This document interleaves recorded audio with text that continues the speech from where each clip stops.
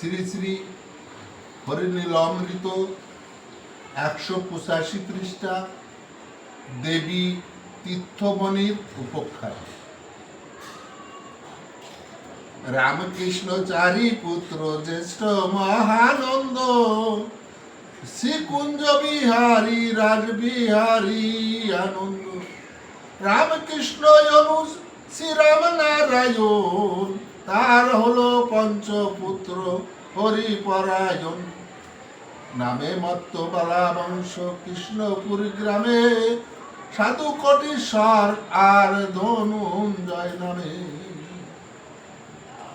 তাহলে এই যে রামকৃষ্ণ চারি পুত্র, জ্যেষ্ঠ মহানন্দ, তার ছোট শ্রী কুঞ্জ বিহারী রাজবিহারী আনন্দ হচ্ছে সবার ছোট।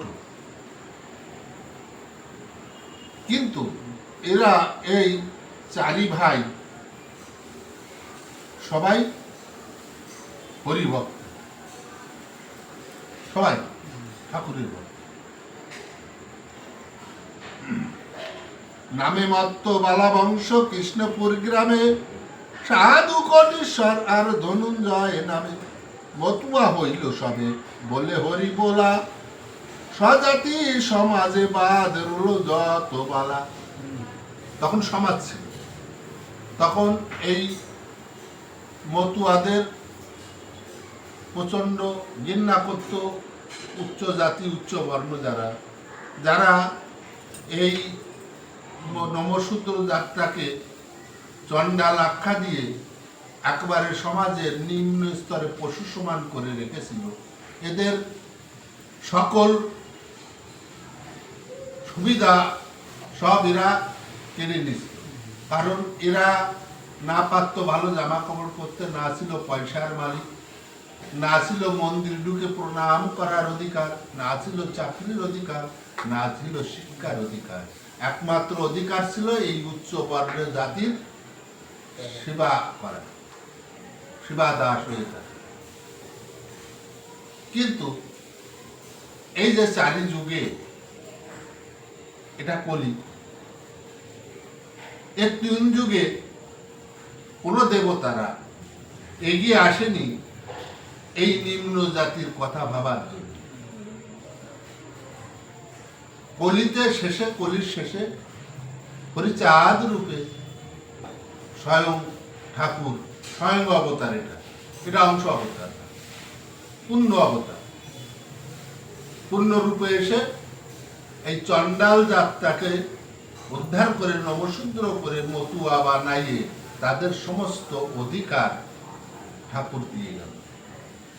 তাহলে তখন সমাজের খুব ব্যাপার ছিল।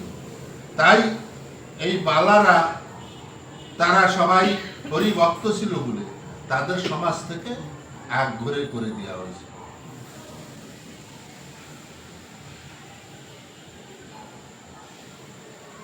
তাহারা বলেন মোরা শঙ্কা করি কার কায়, হরিনাম তেজিব কি স্বজাতির ভয়। আমরা ভয় করি কারে? যাদের দ্বারাই আমাদের জাতি উদ্ধার হয়েছে, যিনি ঈশ্বর, তার সাধনা আমরা করি। তাই স্বজাতির ভয়ে কি আমরা এই হরিনাম ছেড়ে দেব? এটা হচ্ছে বালাদের কথা। এই বালা বংশে হীরামনের জন্ম। হীরামন কিন্তু বালা।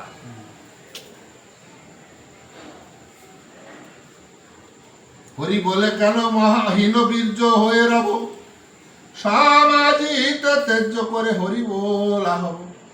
মাতি আসি মহাপ্রভু হরিচাঁদ নামে, নবশূদ্র তুচ্ছ কথা ডরি না সে জমে। নবশূদ্ররা যখন হরি নামে মাতোয়ারা হয়ে হরি ভক্ত হয়েছে, তখন আমরা জমকেও শঙ্কা করি না, মরণকে আমরা ডরি না, ভয় পাই না।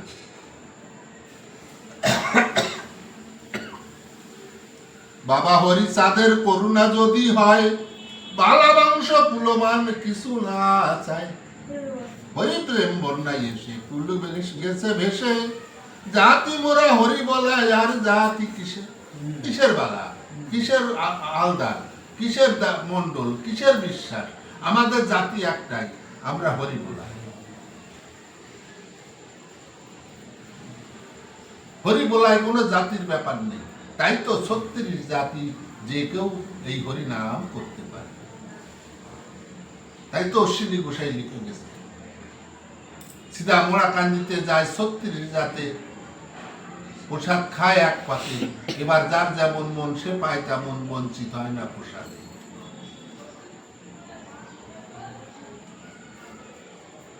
জাতি মোরা হরি বলায়, আর জাতি কিসে? সাধুর ভগিনী ধনী তীর্থমণি কয়, তিনি কন হরি বলা কারে করে ভয়। মাতিল পুরুষ নারী ভয় নাহি মনে, অভক্তকে ভয় কিসে মানিলে সমনে। অন্যে বলে জাতি নাশা আরো দর্প করে, পাষণ্ডের মতো দিকে যায় মারিবারে। এরা হরি বলে পাষণ্ডরা, মানে পাষণ্ড কারা? উচ্চ বর্ণের লোক যারা, তারা এই হন বলে আমি দলি বসে পাষণ্ডের গণ।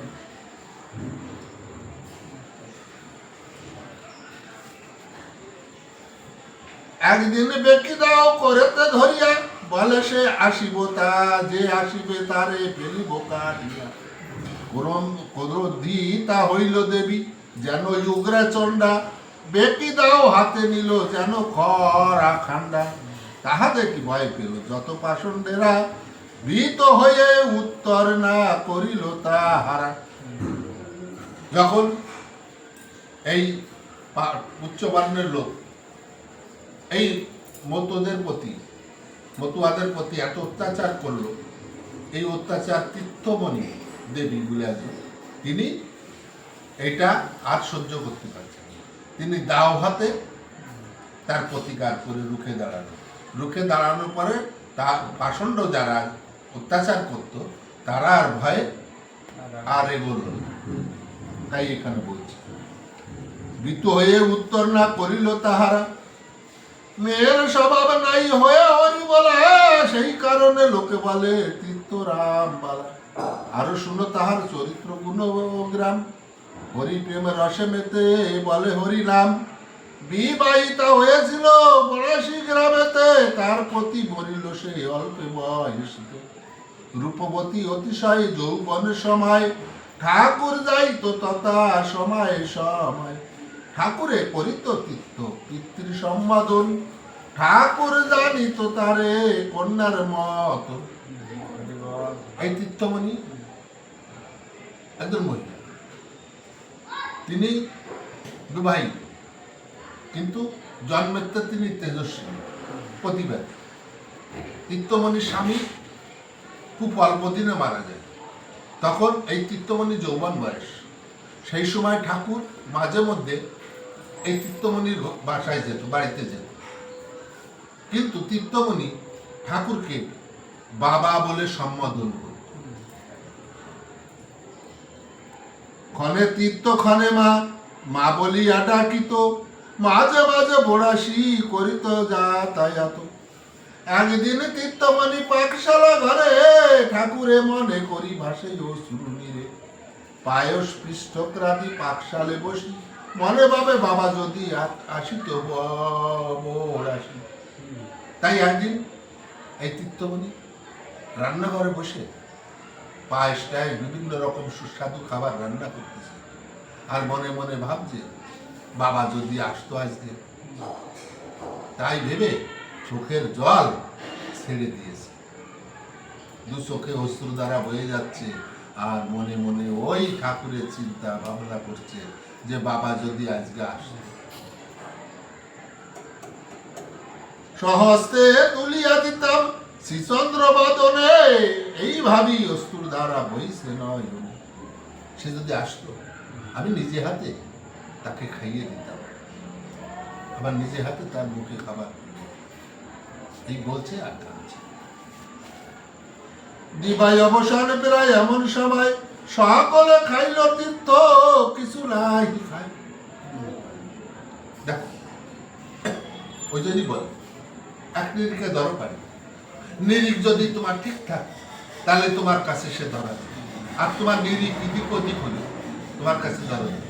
ওটা ভাবছে, চোখের জল শুরু ধরছে, সবাই খাচ্ছে, কিন্তু তীর্থমণি কিছু খাচ্ছে না। তার অন্তরে বিশ্বাস আমার বাবা আসবে।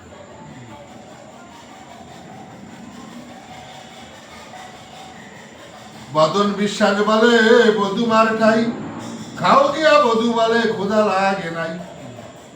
মীরাবাই রাঁধিতেন খিচুড়ি ভাত, কৃত হয়ে খেত গিয়ে প্রভু জগন্নাথ। মীরাবাই খিচুড়ি রান্না করত, সন্তুষ্ট হয়ে যে সেই পোশাক জগন্নাথ। মীরাবাই মানে একজন বাইজি।